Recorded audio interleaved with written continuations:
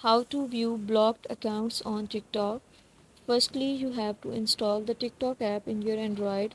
Now you have to open the app and you can see this is the desktop of the TikTok.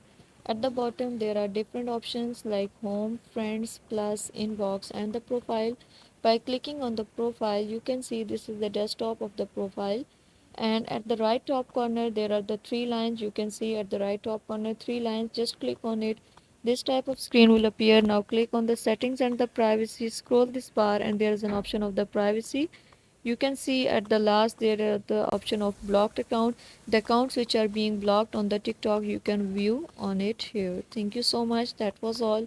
Please consider showing your support by commenting, liking, sharing and subscribing to our channel for more valuable content in the future.